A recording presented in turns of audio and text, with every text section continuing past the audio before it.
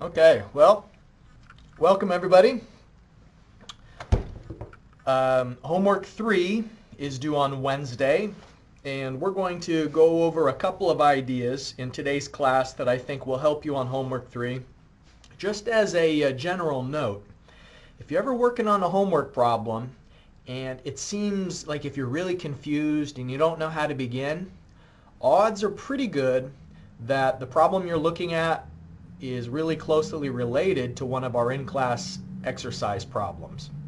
And so look and see if that's not the case, that really what you're doing on the homework is maybe just a rejiggering of something we've already seen before on an in-class exercise. Because, you know, there are only maybe 2 or 3 situations this semester where I'm going to really throw you a curveball, and it's something that we've talked about, maybe the concepts, and there's information in the book, but then it's not necessarily directly related to an in-class exercise problem.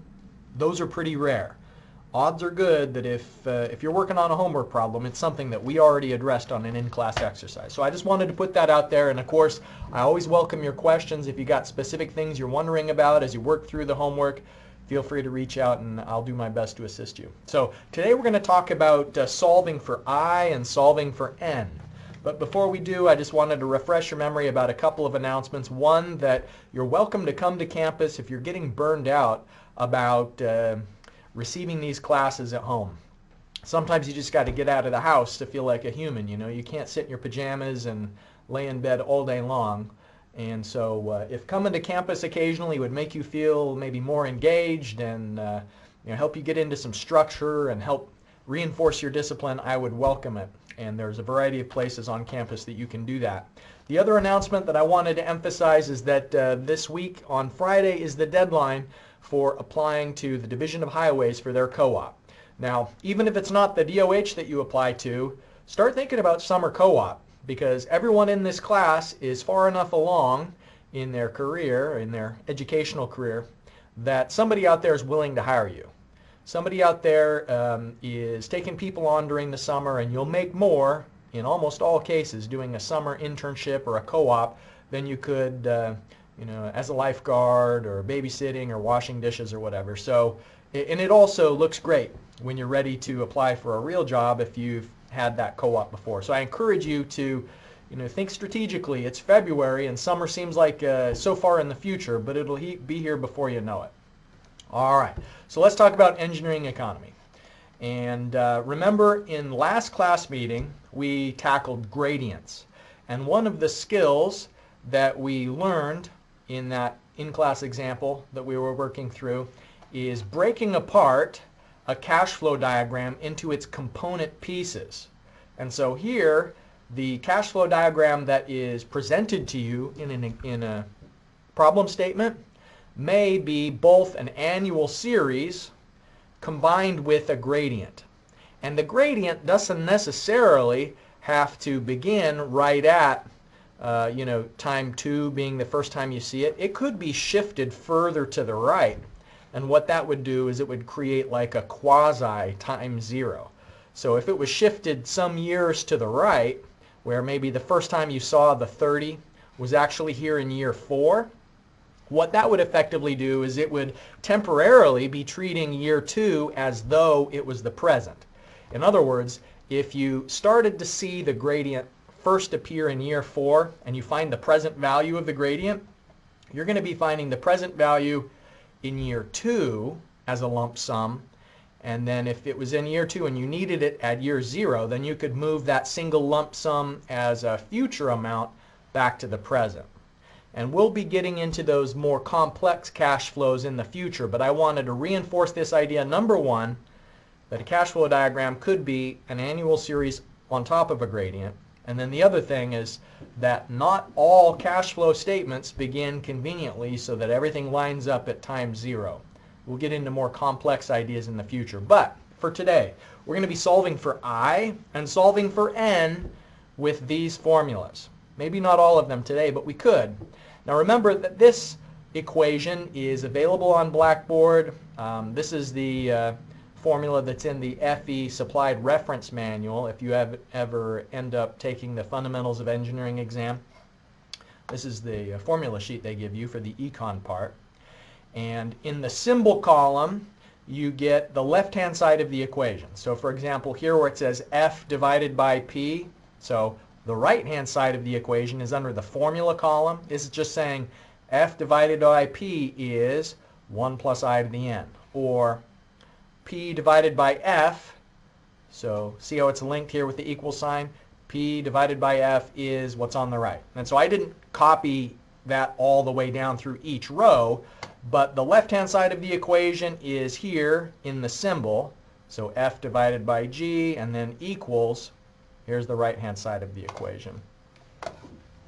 We're solving for I and N today. And to do that, I wanted to introduce the idea of balance.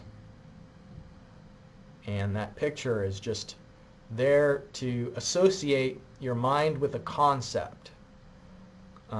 Sometimes I think that a picture helps to, what's that called? Helps your mind to retain a concept maybe more easily than just a bunch of text on a slide. I hate it when I go to a presentation and someone's reading a PowerPoint slide to me. There's no worse fate than having someone read PowerPoint to you. It's just insufferable. So I'll try not to do that. But I'll show you pictures, and here's one that shows balance, or an elephant balancing on a beach ball. That would probably pop. But the idea here is we're looking for some situation where the present value of the inflows is equal to the present value of the outflows. And so inflows is the money you get. Outflow is the money that you spend. And you'd have to spend a lot of money to get a beach ball that could hold up an elephant. Maybe it's made out of Kevlar. It's a bulletproof beach ball. But if you discount everything to the present, there's going to be some interest rate that makes them equal. So, for instance, here's a cash flow diagram where your inflows is an annual series. Every year for 6 years you get $5,000. So what's the total amount of inflows? Well, the total number of dollars there is 30,000. And then our outflows is a payment at the present of 23,000. So is that in balance? Well, it depends on the interest rate. And so far, we haven't yet said what the interest rate is. But what I'm telling you is there is some interest rate. We could solve for it. We could find the interest rate where the present value of this annual series is a positive 23,000. So remember, 30,000 is just the number of dollars. But the $5,000 in year 6 isn't worth as much as the $5,000 in year 1, because future dollars are less valuable because prices are always going up in the future. So that $5,000 in year 6 isn't going to buy as much as it would if you got it today. And so we have to discount future values to the present at some interest rate to find out their present worth. And so what I'm going to show you today is a method you can use to find out what is the interest rate that brings these amounts into balance. And so this is an important idea, that sometimes we're solving for I, and that's the rate of return of an investment. And so if you could give somebody a lump sum of $23,000 now, and then they would give you $5,000 every year for 6 years, then we want to know what's the rate of return that equates to. All right? Or in other words, what if you deposited 23 grand into a bank and then you were able to withdraw 5,000 every year for 6 years and then the account was empty? What was the interest rate that caused that to be possible? We're going to solve for the unknown interest rate with an Excel method today. So today is the first time we're going to be firing up Microsoft Excel, which is my favorite program in the world. I really love Microsoft Excel. So here's going to be our process that we follow. You'll have a cash flow diagram, and anything that's in the future gets discounted to the present. And this word discount is a verb. It means you're finding the present equivalent of it, and the amount is going to be smaller. Combine with the amount already at the present, Often it's an outflow because the typical thing is that you have to pay in order to make an investment or purchase a business or buy equipment. So most of the present values are outflows, and then there's going to be some future inflow or revenue that you get to kind of balance it out. And we're just going to keep changing the interest rate iteratively until we find out what interest rate makes a balance between the in and the out. So we'll be looking for that balance point that keeps the rocks from tumbling. Now, a word about Excel. It's a great program. I already told you I love it. If I was on a desert island, I would take a pocket knife, some matches, and Microsoft Excel. And it does have a few little quirks, though. It's not perfect. And one of the things it does that I wish it didn't do is it has these built-in formulas, and when you use them, it changes the sign between the input and the output. And so let me explain. If you have an inflow of 12,500 at year 3, and if you put it into Microsoft's equation to find the present value, it assumes that what you're asking it is how much would you have to put into the account now in order to make a withdrawal in 3 years possible. So it changes the sign. If you put in a positive amount, it's going to give you a minus amount as the output of its built-in function because it assumes that you're asking it to find the opposite. So for example, it assumes that you're asking how much of a deposit is required to be able to make a withdrawal in the future. So sometimes you don't want to have a minus sign coming out of that equation.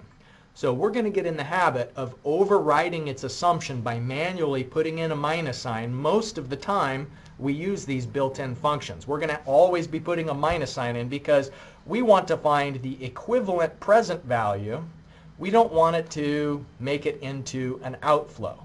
So what if you actually want to know what's the present value of a revenue of 12,500 in the future? So you can either have 12,500 in 3 years or how much today. So we don't want it to, for whatever reason, we don't want it to give us a minus sign. So we're going to have to manually override that bad habit that Excel has. And so I apologize that I have to, at the outset, tell you a thing that Excel does that's a little bit strange. We'll get over it, though, and you're going to love Excel by the end of the semester, too, if you don't already. We'll put the negative sign into the formula. All right, so here is the in-class exercise for today.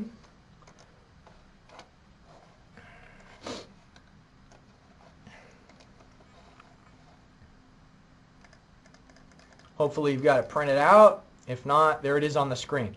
So what I'd like you to do is consider the statement that's there and draw a cash flow diagram. Good habits. Good habits cause good outcomes. And one of the good habits is, draw a cash flow diagram to help you make sure that you understand the scenario that's described. Even if I don't ask you to draw a cash flow diagram like in the problem for your homework, it's still a really good idea. Just go ahead and sketch it out. It's going to help you. Okay, so find the present value at 10% and find the present value at 12%. And I think that I have included the factor tables that you'll need. There they are. All right. So let me pause for a moment and give you a chance to find the present value if I is 10% and the present value if I is 12%. And then after you've done it the manual way, we're going to set this up on Excel, and I've got a point to make about what's the actual interest rate that brings equilibrium between the inflow and the outflows. All right, so I'm going to stop talking. I'll pause the recording and give you a chance to calculate the present value of this investment where you're purchasing and then getting income. 10 and 12.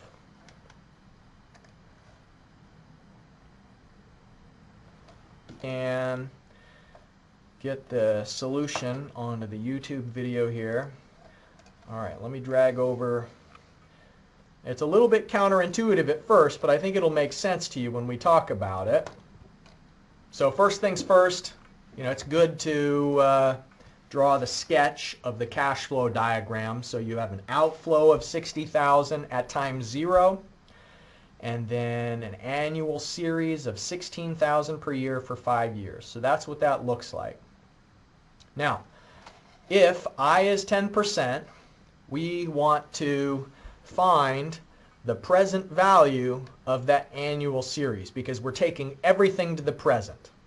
Now the 60,000 is already at the present, so we don't need to do anything to move it to time 0. It's there. But this annual series is not at time 0. So the way we can get it there is by multiplying it by the P/A factor. And at 10%, the P/A factor that you should use is 3.7908. So how did we get that? So we go down to N5, and then the P/A, there it is, 3.7908. Okay, so that means the present value of just the annual series is 60,652. And if we combine that with the outflow, meaning our expense or our expenditure of 60,000 at the present, that means that there is a net present revenue, net meaning the difference between the in and the out. So your net is $652.80. So if the discount rate is 10%, this investment is profitable. But if the discount rate is 12%, we find a different factor. So here's our 12% table, n equals 5, find P given A, so 3.6048.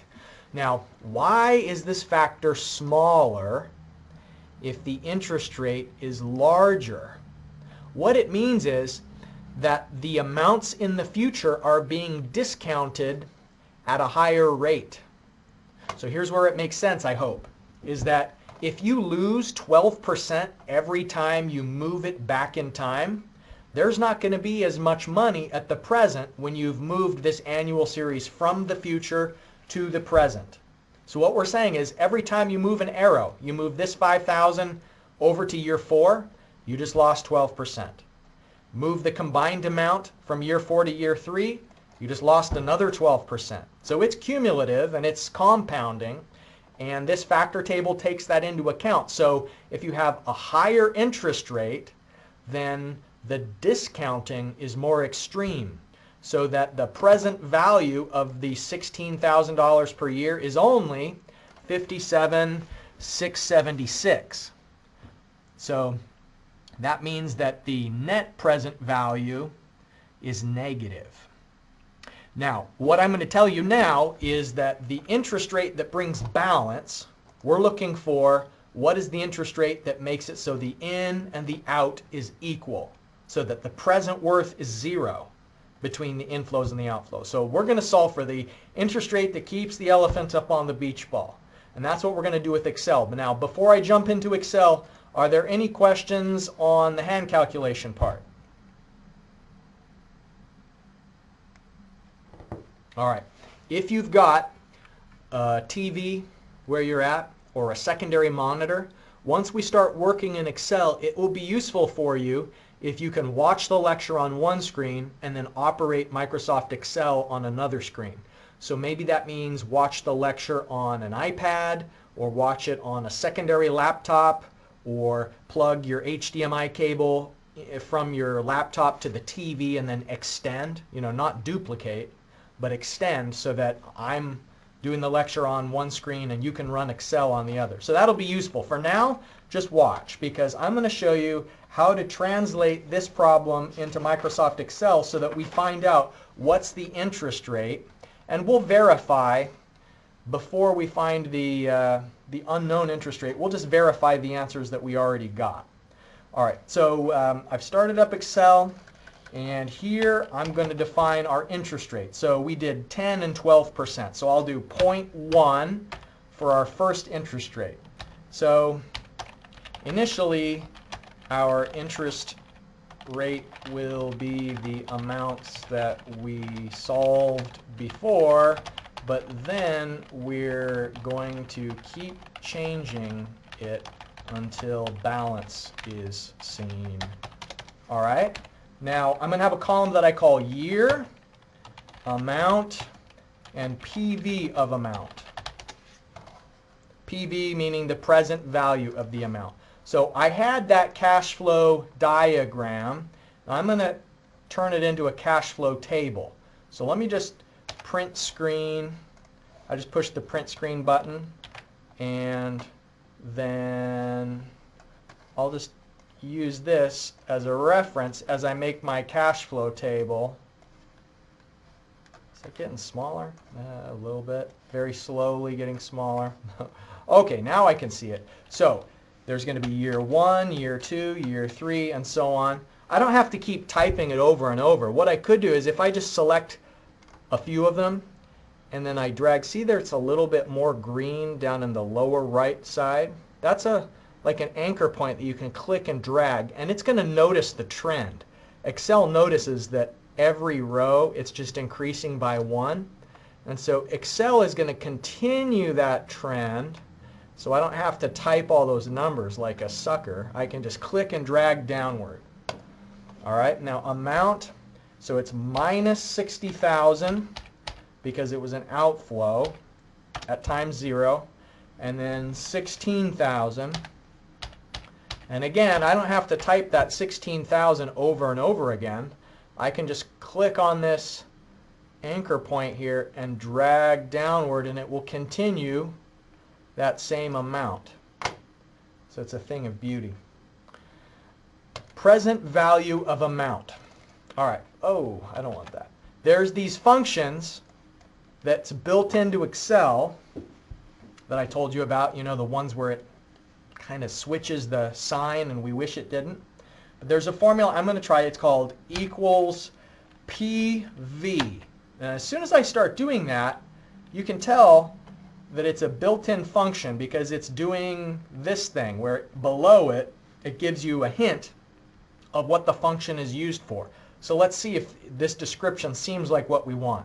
Returns the present value of an investment, the total amount that a series of future payments is worth now. Yeah, that sounds right. And what we're going to do is each row, we're going to treat it like it's a lump sum amount that we want to take to the present.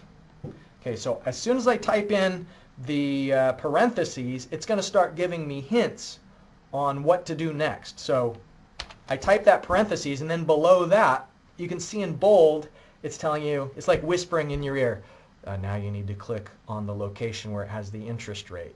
Okay, so it says rate. That means what's the interest rate? And so I could type, you know, 0.1 for 10%. I could type that into the function if I want, or I can click in a location. So I'm just going to click where that value is already typed and see how it now it says B1. So it knows that 10% is in that cell. So I can just click on the cell location, and B1 is the address of that location. Now there's one more thing I'm going to do before I move on to the next part of the formula, and that is I'm going to be dragging down so that I can apply this formula to every row. But I always want it to look here for the interest rate. I don't want, like, as I drag down, if I don't anchor the reference up here, then when I drag the formula down, it will look at the cell below it. And if I drag it down again, it'll look at the cell below it. And so it would be giving me the wrong interest rate. So on my keyboard, there's the F4 button. And when I press F4, it's going to put dollar signs before the B and before the 1. So I press the F4 button, and it gives me those dollar signs. You can't see it because now the clues are in the wrong spot. But they're there. You can see up here in this window, those dollar signs are there. So let me undo that. Okay, so equals PV. Click on this, which is the interest rate. Now I could put the dollar signs in manually, so Shift 4, Shift 4. Now it's anchored so that when I drag the formula down, it always looks at this interest rate. Okay, so let me move on. I'll give you that reminder again in the future. Comma, and it's going to change what's bold from rate to NPER. Any guesses what NPER means? Anyone willing to? Go, Travis. Amount of years. Yes, good. Specifically, number of periods.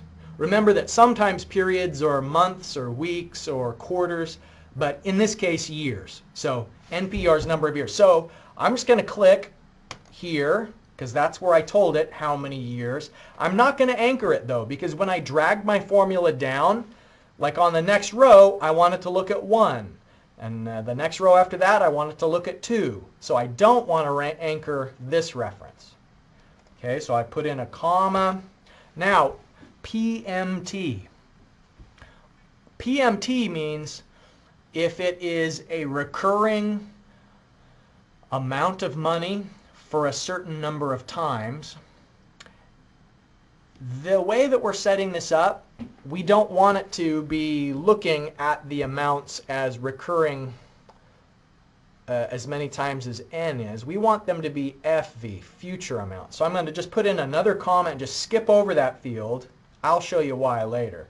But for now, just trust me, we're going to skip over the payment field so that when we click on the amount, we want it to see it as the amount is a single future value. And I'm going to put minus of the amount.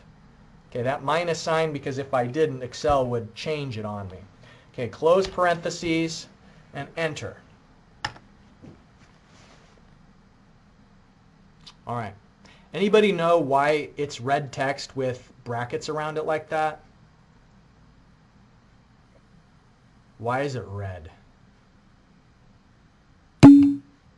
Negative. Rebecca's got it right. You've heard the phrase, you're in the red. That's bad. It means you're losing money. It's just a formatting thing. I guess accountants like to have their amounts in color. I don't. So I'm going to change it from that format here in the menu. I'm going to change it. If you just click on currency, the default, now it has the dollar signs there and it shows the minus and it's no longer in red. All right, so now I'm going to drag down and it's going to apply that same formula. Now this is interesting. What it's telling us is that 16,000 5 years from now is only worth 9,934 if you move it to the present. So it's saying this lump sum of 16,000, if you move it to times 0, that 16,000 has an equivalent present value of 99.34. The amount at year 4, this 16,000, is worth more at the present. Why is it worth more than this one was?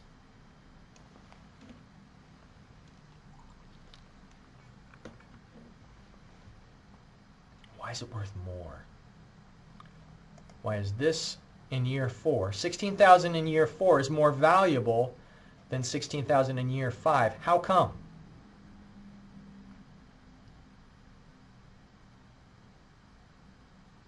I'm going to stand here and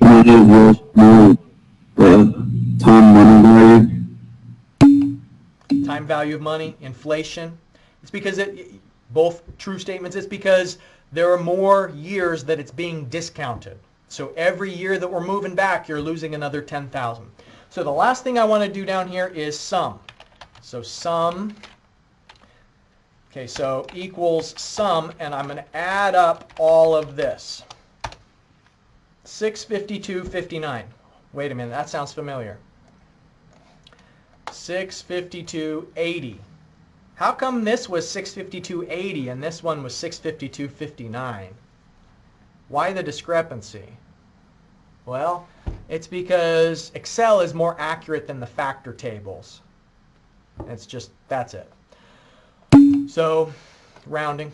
So that was 10%. Let's check and see 12%, because we also did these hand calculations for 12%. So 0.12 will verify that negative 23.23. Okay, so it seems like the spreadsheet's working just fine because we validated some numbers that we calculated by hand with the spreadsheet. So what that tells us is if you're discounting this future revenue at 10%, it's a profitable investment. If you're discounting that future revenue at 12%, it's not a profitable investment. So let's solve for I. It's somewhere between 10 and 12. So what about 11? 11 is too high. What about 10.5? 0.105. That's 10.5. We're getting closer, but that's still too high because this is negative. That means we're too high. What about 10.4? 0.104. Oh, we overshot it because now it's positive. Now we could keep typing this manually over and over and over, iterating, and that would be fun, but we're in a rush. So we're going to have Excel do that automatically for us. So if you go to Data, What If Analysis, Goal Seek, our goal is we want this, we want that to be 0 by changing. We're giving Excel permission to monkey around and keep changing the I value until that is 0. Okay, so as soon as we click OK, it's going to happen fast. You got to watch. If you blink, you'll miss it. It's going to go out and it's going to play with the numbers over and over and over until it finds the magical interest rate that makes the sum equal to 0. There it is. 10.425%. And so now the answer is the interest rate that brings equilibrium between the inflow and the outflow is 10.425%. So answer, 10.425% is the rate of return on this investment. All right. Now the next part of the in-class exercise says to use the function rate. Okay, let's try that out. The rate function equals, now it's been a while since I used the rate function. I don't remember exactly what goes in it, but that's okay because Excel is going to remind me. It's going to remind me, okay, first of all, NPER, number of periods, 5. Okay, what's the payment amount? 16,000. So there's going to be 5 payments of 16,000. What is the present value? Negative 60,000. And then, is there a future value, a single future value? No. We're treating the 16,000s now as a payment. Type and guess. If it has those brackets around it, that means it's optional. So I'm just going to close that. It says 10%. Uh-oh. We got 10.425. Why is this just saying 10%? Is it a mistake? No. It's because we just haven't shown all the digits yet. So here on the ribbon, here in the number, you can get it, you can tell it how much precision you want to see with the increased decimal. So we tell it show more decimal, show more digits, and it's the same as we got before. And by the way, we had even more digits than that in here. So it only displayed some of them, but there's a lot more that Excel knows about. Okay, so that is the first problem, unknown rate. Now for the second one, unknown N. A contractor purchased equipment for $60,000 that provided income of $8,000 per year at an interest rate of 10% per year. How many years until the investment breaks even? Okay, so P is 60,000, A is 8,000. So the ratio P divided by A. I'm going to get my calculator. Hopefully you've got one there too. So what's 60,000 divided by 8,000? 60 divided by 8. 7.5, right? Hopefully you got 7.5. So let me go down now to the 10% table.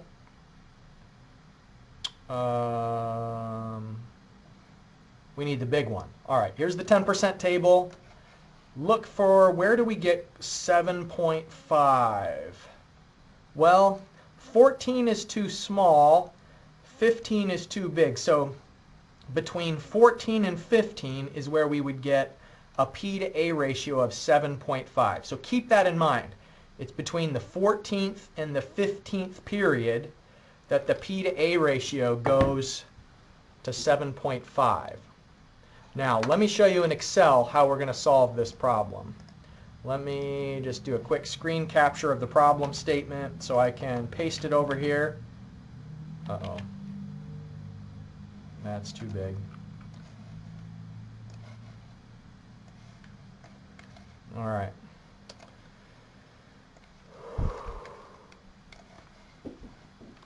Okay, so I'm going to have some interest rate, and for this problem it's 10%. And then I'm going to set up some columns. There is the column that we'll call year, amount, PV of amount, and then cumulative PV of amount. This is the first time you're going to see this idea of cumulative present value, but it's certainly not the last. And if it doesn't sink in all the way the first time, don't panic. Panicking won't help you. And also, you're going to get plenty more chances to figure this out later on. So don't worry. All right, so purchase the equipment for $60,000, so minus $60,000 because it was an outflow to begin with, and then gets an income of $8,000 a year. And it doesn't say for how long. Maybe it's indefinitely. So it just continues onward. But this is asking how long until the investment is profitable. When is the cumulative present worth of the amount positive is what we're solving for. Now, let me just zoom in a little bit further. All right. So present value of amount. We've seen this formula before. Equals PV rate. Okay, I'm going to click here where I've got the interest rate, and I'm pressing the F4 button to anchor it with those dollar signs before the B and before the 1. The dollar sign in front of the B locks the column, and the dollar sign in front of the 1 locks the row. Okay, N is the year. I'm going to skip over the payment field because I want to treat this amount for the row that I'm in as a single future value that's being discounted to the present. So minus future value. Okay, enter. Oh, it's got that stupid red stuff and the brackets, what I don't like, so I'll just change it back. Okay, all is well in the world. Now, I can click and drag downward, or, man, Excel has so many great shortcuts. I can just double click in that spot where there's the thicker green box. I don't even have to click and drag because that's just too much work. Who's got time for that? I'll just double click and it applies the formula downward. And so, for instance, this $8,000 25 years in the future isn't worth very much in today's terms because every time you move it back a year, it's losing 10% of its value. So if you move 8,000 from 25 years in the future, its present value is only 738. Pretty paltry. Cumulative. Okay, now this part, you got to pay attention. It's not complicated, but you won't get it if you don't pay attention. So for the first year that we are, it's just the amount, this present value of amount. Okay, so what it means is that when you just barely did anything, when you first shelled out $60,000 to buy this equipment, now your cumulative present value of what's happened so far is minus 60,000. So you haven't yet become profitable. Okay, so at the end of the first year, are you profitable? Because you got $8,000 worth of revenue, which has a present value of $72.72. Is that profitable? No, because you spent $60,000 to buy this thing. So $7,000 of revenue isn't suddenly going to make this a profitable investment yet. Okay, so the formula that we're going to do is equals the cell above, so last year's balance, plus what happened this year. And we want to know the present value of the amount because this column is all about the present values. Okay, so let me center that. So now you're only $52,000 in debt. Or, if you were spending your own money, you wouldn't be in debt, but you have an unrecovered investment balance of $52,727. So I could drag down another year, and you see that your balance is getting less negative. The longer this equipment is in operation, you're getting closer and closer to paying off the original purchase of this investment. So I could go another year and it gets less negative, or I could just double click and it would go down as far as there's columns to the left of it. So what we had seen from the factor table when we were looking at it was between the 14th and the 15th year, right? The P to A ratio of 7.5 that we were looking at is between the 14th and the 15th year. So what this shows us is after 14 years of operation, you're still just a little bit negative. You haven't yet paid off the equipment, but then after 15 years of operation is profitability. Okay, so what this means is if you bought some equipment for $60,000 and it gives you $8,000 a year in net revenue, if your interest rate is 10%, it takes you more than 14 years. You become profitable in the 15th year. So that's what I would say is, what are the number of years until the investment is profitable? Let me type my conclusion here. It takes 15 years of operating the equipment for the purchase to be profitable. And whenever you turn in an Excel spreadsheet for homework, it's good to make it as obvious as possible for the grader. You know, you want the grader to see your answer. It's not the grader's responsibility to find your answer. It's your responsibility to make the answer unavoidable. So it's so obvious that you know what you're interpreting it correctly.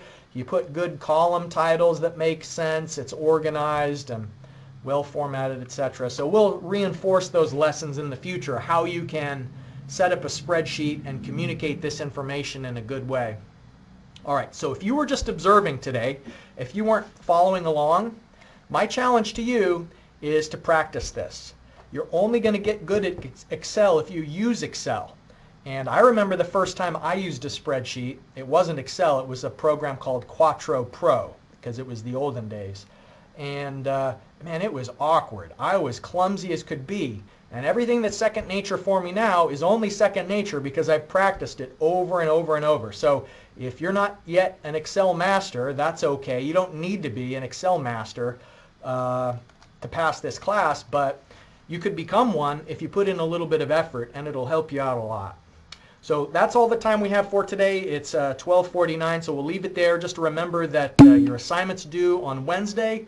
So let me know if you have any questions. And that's it for today. Yes, I'll go down to the cumulative formula here, give you a moment to look at that. But I will pause this